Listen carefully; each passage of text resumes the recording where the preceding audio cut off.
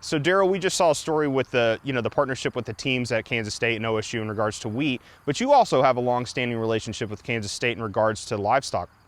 Yeah, that's right. We have a long history of collaboration on research and extension programs between the Ag Econ departments at Kansas State University and Oklahoma State University. So talk about, why is that important? Why is having a relationship between two universities so important? Well, I think it really, it contributes to our regional efforts jointly. Obviously, there's a lot of overlap between the two states. There's a lot of complementarity in our situations and the kinds of things we're facing. So, when we do, radio interviews, I do, the K-State Radio Network, or I've done that for a number of years as one of several analysts that contribute to that. And that just helps us reach, I think, more effectively. It really just leverages both of our efforts in the two states. So now let's shifting back to livestock markets. How is the hay and forage situation shaping up? It's really, really dry right now.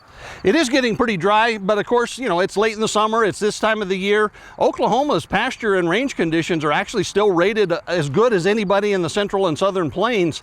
So, we're not in too bad a shape, even though it is getting pretty dry. It may affect the wheat pasture situation and some of our fall forages, certainly. On the hay side, we don't have any real data yet on hay production, but anecdotally what I see and hear as I travel around and talk to folks is that it looks to me like in this immediate area we've put up a lot of hay. I think hay supplies are going to be pretty adequate. Well, so the drought picture might not be affecting Oklahoma right now, but 2 weeks ago when we had you on, drought was really affecting just the United States as a whole. So how is that affecting livestock markets now? Well, it's potentially having some impacts on that. It's certainly having an impact on these hay markets as we talk about. And so, hay prices are going up even in Oklahoma. Even if supplies are pretty good, hay prices are somewhat higher here.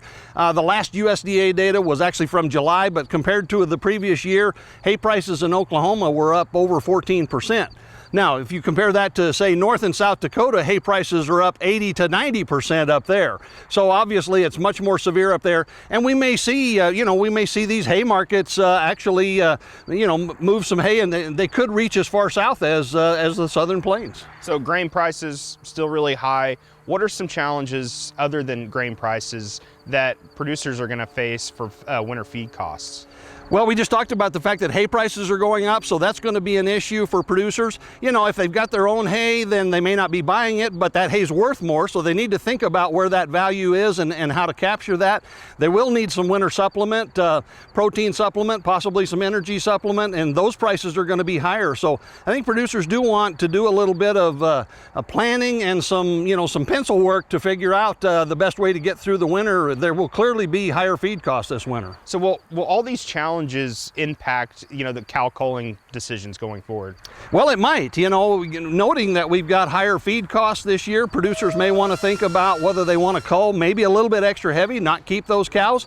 On the other hand, if they've got lots of hay, they may be in a position to keep more cull cows, or they may be thinking about keeping their calves.